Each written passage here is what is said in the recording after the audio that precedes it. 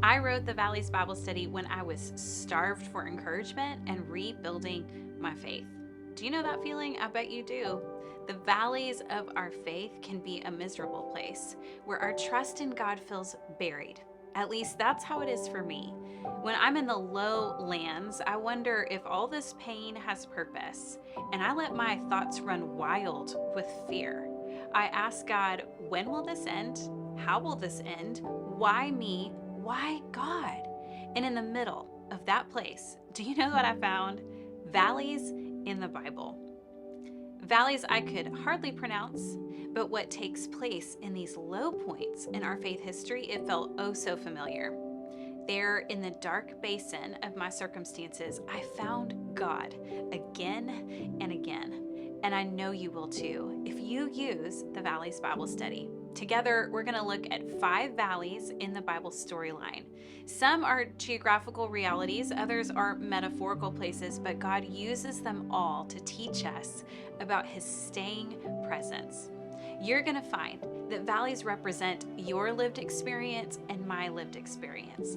Valleys in the Bible have far more meaning than just a geographical marker or a pin on an ancient map. In His literary genius, God repurposes valley settings throughout the scriptures, and they signal tests of faith, the deepening of confidence in the one who is with us in the valleys.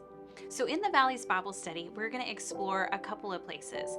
The Valley of Eshcol, where Moses' spies scout the promised land and they find giants and fortified cities. We're going to look at the Valley of Kishon, where Deborah and Jael defeat the Canaanites. We're going to look at the Valley of Elah, where David fought Goliath. We're going to look at the Valley of Shadow of Death in Psalm 23, where God comforts scared people. And last, we're going to look at the Valley of Dry Bones in Ezekiel 37, where Ezekiel prophesies Israel's restoration and resurrection. And whether you're doubting God's power, finding it harder and harder to face your battles with courage, or you feel like the odds are against you, this Bible study is for you.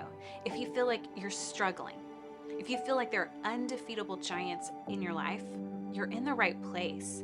Because when your faith bottoms out, God is right there with you. He can revive your frail faith. In fact, I'm convinced that our lowest points are fertile ground for God to cultivate deep soil where our trust in His power, it runs deep. Deep places for a deeper faith.